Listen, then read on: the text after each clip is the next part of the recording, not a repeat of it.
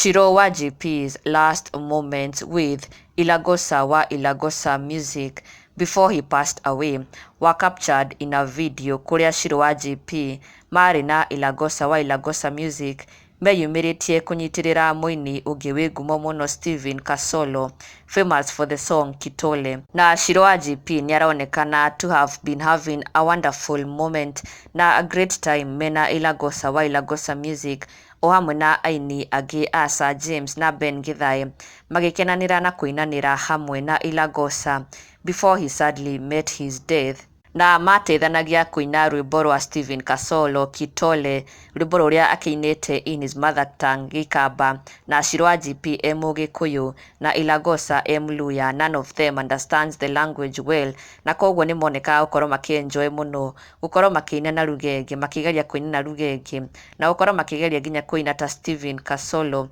this being their last moments together. Eri compete kuina rwimbo ruru rwa Stephen Kasolo makigeria kuonania no urui muno na no ungiruina wega, but sadly little did they know that this would be their last moments together. Tonduma Ilagosa has sadly rested. Na the circumstances iria icokete kumburo ati led to his death ni ndeto itigite a Kenya ona nginya fellow artist na mafans ake maihuritwo ni kieha na ruo runene muno kuona ati Ilagosa was poisoned. He suffered food poisoning na kumania na hau akidevelop thina wa kidney na niaragikoretwo akiamukira urigiti from time to time. Ni thina ukoretwo kimuthinia for quite some time na sadly he succumbed to kidney failure. Na aini no mathiete na mbere kumucakaya na njira nene muno. It is a great loss. Stephen Kasolo akiuga riri ni igutha inene muno.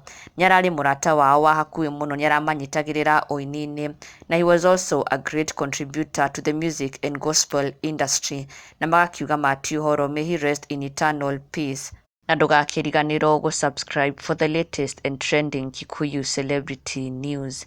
Never miss an update. Subscribe now.